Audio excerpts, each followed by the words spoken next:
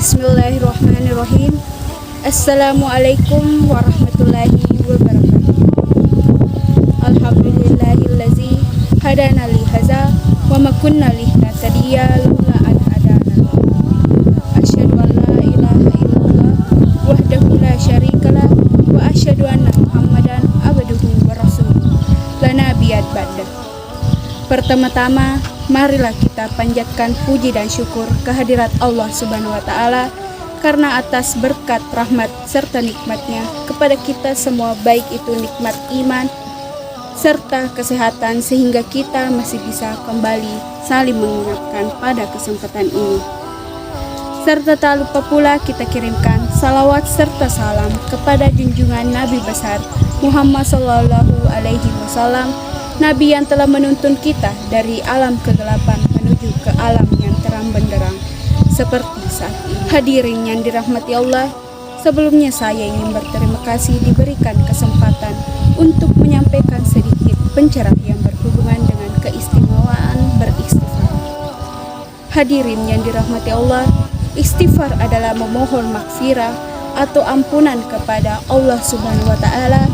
Keutamaan istighfar yang bisa menjadi pengingat bagi kita semua untuk senantiasa mengintrospeksi diri untuk menjadi seseorang yang lebih baik lagi. Tiada manusia yang bebas dari dosa kecuali Rasulullah Shallallahu Alaihi Wasallam. Senantiasa Allah jaga dari dosa dan kesalahan. Allah mengajarkan kepada manusia untuk beristighfar sebagai salah satu bentuk taubat, memohon ampun kepada Allah Subhanahu wa Ta'ala. Rasulullah saja yang sudah dijamin masuk surga dan hidup tanpa dosa kerap beristighfar 100 kali sehari, apalagi kita sebagai hambanya yang masih penuh dosa.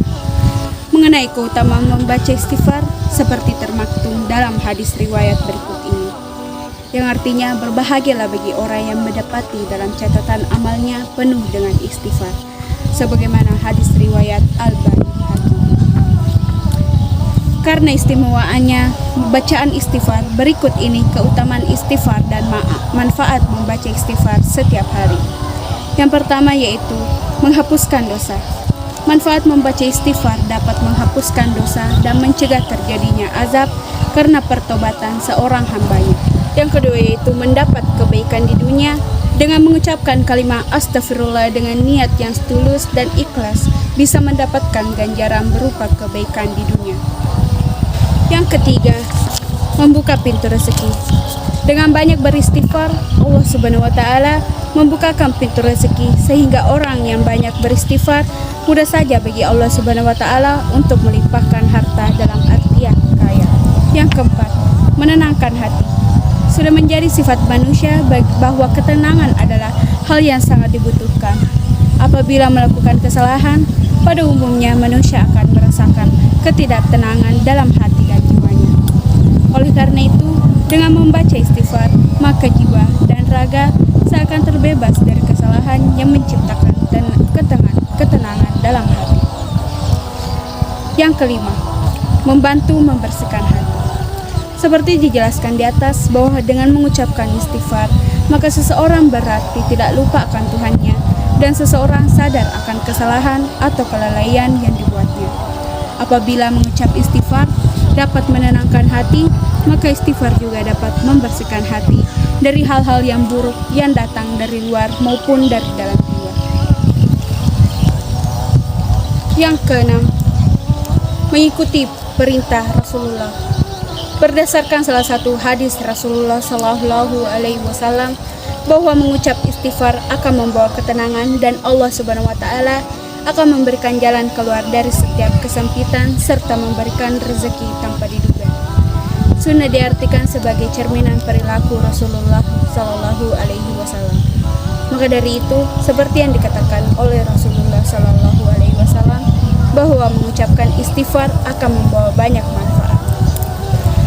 Hadirin yang dirahmati Allah, setelah mengetahui keutamaan dalam beristighfar, saya akan memberikan pencerahan mengenai waktu apa saja yang sangat terbaik untuk melakukan istighfar. Yang pertama yaitu setelah sholat. Rasulullah Shallallahu Alaihi Wasallam mencontohkan untuk membaca istighfar setelah sholat. Bahkan bacaan zikir dan doa setelah sholat pertama setelah salam adalah membaca istighfar. Rasulullah mencontohkan beliau membaca istighfar 3 kali, yakni dengan lafaz astagfirullah, astagfirullah, astagfirullah, yang artinya aku memohon ampun kepada Allah. Yang kedua, pagi dan petang.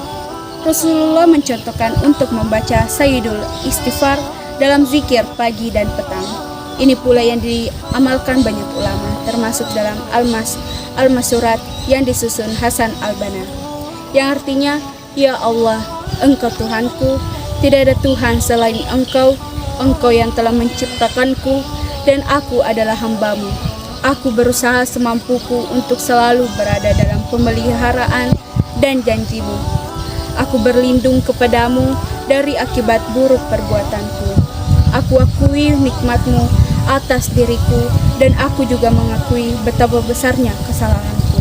Maka ampunilah aku, sesungguhnya tidak ada yang dapat mengampuni dosa-dosa kecuali Engkau. Yang ketiga yaitu waktu sahur. Di antara waktu terbaik membaca istighfar adalah di waktu sahur. Sebagaimana firman Allah, yaitu orang-orang yang sabar, yang benar, yang tetap taat, yang menafkahkan hartanya di jalan Allah, dan yang memohon ampun di waktu sahur. Surah Ali Imran ayat 17. Juga firman-Nya ketika menjelaskan orang bertakwa yang nantinya diganjar masuk surga. Yang keempat yaitu ketika menyadari telah berbuat dosa. Di antara waktu terbaik membaca istighfar adalah ketika menyadari telah berbuat dosa. Sebab istighfar adalah bentuk penyesalan dan taubat, memohon ampun kepada Allah atas dosa yang telah dilakukan. Yang kelima, ketika mendapat kemenangan. Ketika kaum muslimin mendapatkan kemenangan, dianjurkan untuk memperbanyak membaca istighfar. Sebagaimana firman Allah Subhanahu wa taala dalam surah An-Nas, apabila telah datang pertolongan Allah dan kemenangan, dan kamu lihat manusia masuk agama Allah dengan berbondong-bondong, maka bertasbihlah dengan memuji Tuhanmu dan memohon ampunlah kepadanya. Sesungguhnya Dia adalah Maha Penerima. Surah An-Nas ayat 1. Yang terakhir yaitu di waktu baik. Sebagaimana nasihat Hasan Al-Basri, perbanyaklah istighfar di rumah kalian, di meja kalian, di jalan-jalan kalian, di pasar, dan di majelis-majelis kalian. Sungguh kalian tidak tahu kapankah ampunan Allah turun. Rasulullah mencontohkan membaca istighfar minimal 70 kali dalam sehari semalam, bahkan dalam riwayat yang lain disebutkan minimal 700 kali. Padahal dosa-dosa beliau dalam riwayat telah dijamin diampuni Allah, baik yang telah lalu maupun yang akan datang. Kita yang banyak dosa dan tidak ada jaminan diampuni, seharusnya lebih banyak lagi beristighfar. Hadirin yang dirahmati Allah, pada inti dari pencerahan mengenai keistimewaan istighfar ini, mari kita menerapkan istighfar pada kehidupan sehari-hari. Kalimat istighfar yang kita ucapkan tidak hanya sebagai bukti lisan bahwa kita bertobat kepada Allah Ta'ala. Istighfar juga bukan sekedar menjadi sebab diampuninya dosa kita. Akan tetapi ternyata istighfar juga akan membuahkan berbagai karunia dan kenikmatannya. Beristighfar dengan penuh kesadaran dan keinsyafan akan mengundang rizki dari Allah berupa hujan, harta, anak keturunan, perniagaan, dan perkebunan. Sekian ceramah singkat yang sempat saya sampaikan pada kesempatan ini. Semoga apa yang saya sampaikan bisa bermanfaat bagi kita semua, terutama kepada diri saya sendiri. Lebih dan kurangnya mohon dimaafkan. Wabillahi taufiq wal hidayah. Wassalamualaikum warahmatullahi wabarakatuh.